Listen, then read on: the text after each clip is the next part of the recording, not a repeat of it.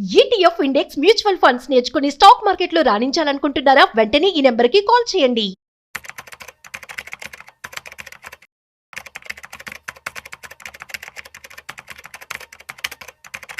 Hi viewers, India's largest digital media network Suman టీవీకి స్వాగతం. ప్రస్తుతం మనతో ఉన్నారు స్టాక్ మార్కెట్ అనలిస్ట్ సుందరరామరెడ్డి గారు. నమస్తే అండి. మనం గత వారం నుంచి చూస్తే రైల్వే స్టాక్స్ బాగా పెరుగుతూ ఉన్నాయి. సో ఈ ట్రెండ్ అనేది ఇలాగే కంటిన్యూ అయ్యే ఛాన్స్ ఉందా? లాస్ట్ 4 డేస్ నుంచి and almost all railway stocks అన్ని కూడా హ్యూజ్ వాల్యూమ్స్తో పెరుగుతున్నాయండి. అండ్ చాలా మంది ఇన్వెస్టర్ అటెన్షన్ గెయిన్ చేస్తున్నాయి అనమాట.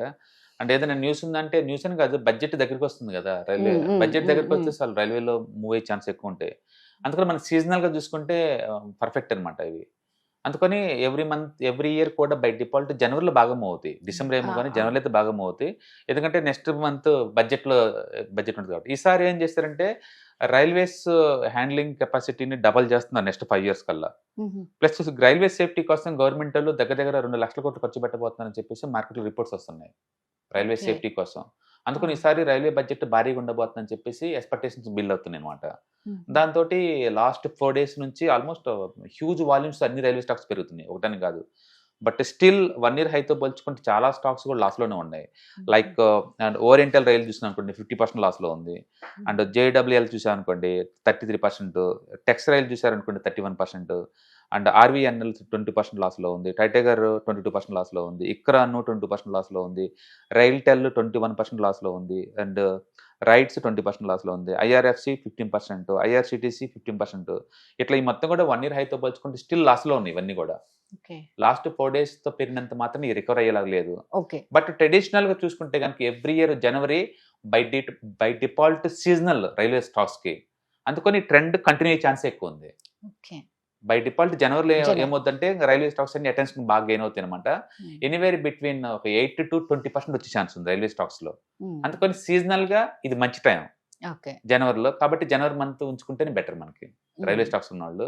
కానీ ఎవరికైనా మనీ వచ్చిందంటే ఏం లేదండి, లాస్ట్ 1 year ఉంచుకున్న వాళ్ళు ఇంకా లోజర్ సైడే ఉన్నారు, బాగా డ్రాప్ అయి ఉంది. ఇదొకటి, ట్రాన్స్ఫార్మ్స్ ఒకటి, అండ్ ఐటీ స్మాల్ క్యాప్ ఒకటి బాగా డ్రాప్ అయి ఉన్నాయి అనమాట. ఇవన్నీ కూడా ఇప్పుడిప్పుడే రికవరీ మోడ్ లో ఉన్నాయి.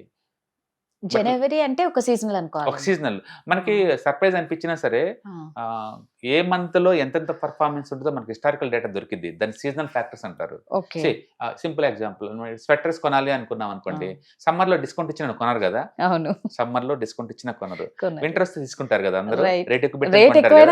Seasonal, that is called seasonal effect అనమాట. అలాగే స్టాక్ మార్కెట్ లో కూడా సెక్టార్స్ కి లేదా స్టాక్స్ కి సీజనల్ ఎఫెక్ట్ ఉంటుంది, ఆ సీజన్ లోనే పెరుగుతాయి.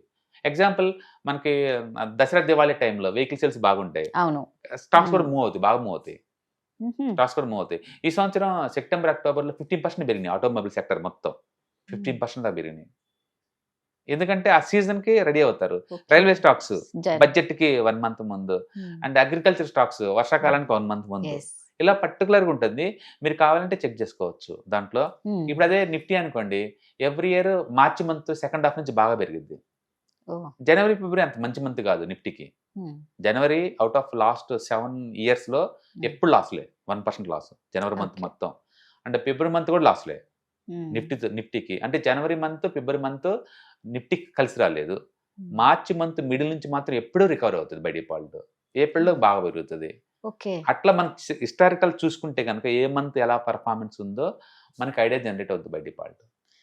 అట్లా సీజనల్ ఎఫెక్ట్ ఉంటుంది ఖచ్చితంగా, ఇన్వెస్టర్ బిహేవియర్ అక్కడ రిఫ్లెక్ట్ అవుతూ ఉంటుంది అనమాట. అలాగే రైల్వే స్టాక్స్ మొత్తం బై డిఫాల్ట్ జనవరి మంచి సీజన్, అందుకని జనవరి కంటిన్యూ అయ్యే ఛాన్స్ ఎక్కువ ఉంది. కాబట్టి ఈ ట్రెండ్ కంటిన్యూ అవుద్దా అంటే అవును, నెక్స్ట్ 1 month కంటిన్యూ అయ్యే ఛాన్స్ ఎక్కువ ఉంది.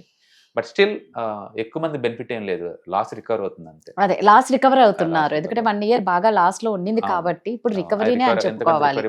ఉంది కాబట్టి జనవరి మంత్ అంతా ఉంచుకొని ఫిబ్రవరిలో డిస్పోజ్ చేయొచ్చు. సో ఈసారి బడ్జెట్ లో ఏ సెక్టార్ కి ఎక్కువగా కేటాయించబోతుందండి?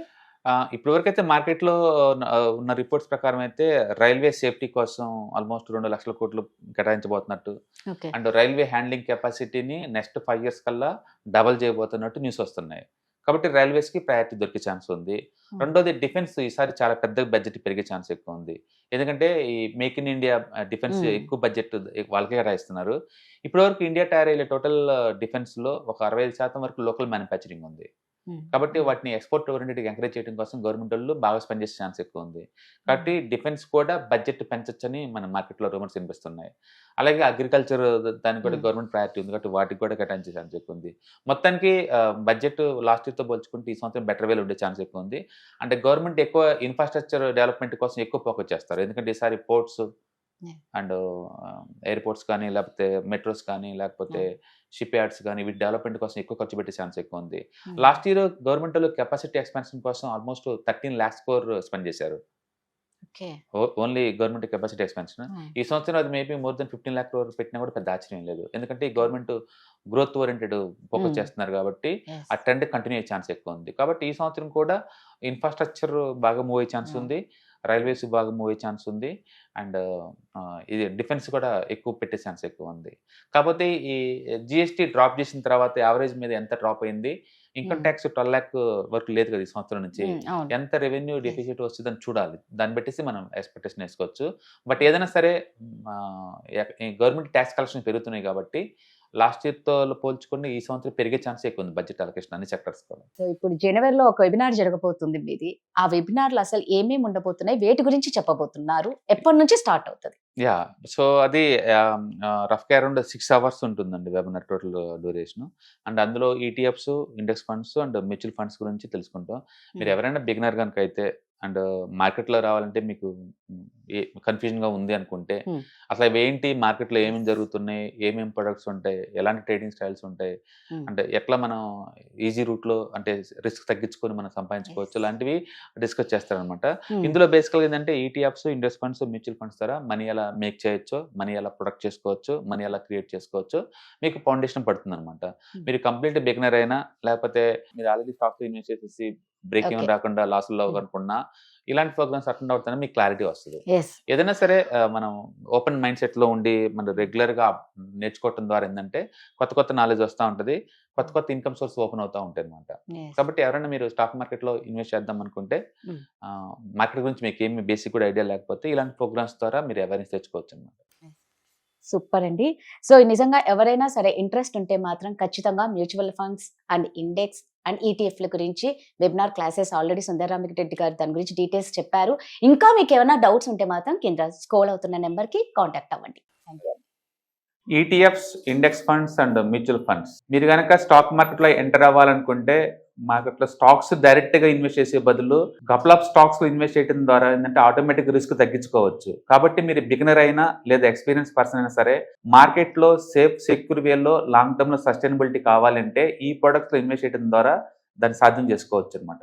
కాబట్టి మీకు ఎవరికైనా సరే ఈ ETFs, index funds, mutual fund లో ఇన్ డెప్త్ నాలెడ్జ్ కోసం అండ్ గైడెన్స్ కోసం ఈ ట్రైనింగ్ ప్రోగ్రామ్ అటెండ్ అవడం ద్వారా మీరు మనీ మేక్ చేసుకోవచ్చు. కాబట్టి మీకు ఇంట్రెస్ట్ ఉన్న పార్టిసిపెంట్స్ ఈ వీకెండ్ లో జరిగే వెబినార్ అటెండ్ అవడం ద్వారా ఇందులో ETFs, index funds, mutual funds అంటే ఏంటి, వాటిని ఎలా మనీ మేక్ చేసుకోవాలి, వాటిని ఎలా మేనేజ్ చేసుకోవాలి, వాటి గురించి కాంప్రహెన్సివ్ ట్రైనింగ్ మీకు ఈ ప్రోగ్రామ్ లో అందించబడుతుంది. ఈ వీకెండ్ లో జరిగే ఈ ప్రోగ్రామ్ కి ఎన్రోల్ చేసుకోండి. Thank you.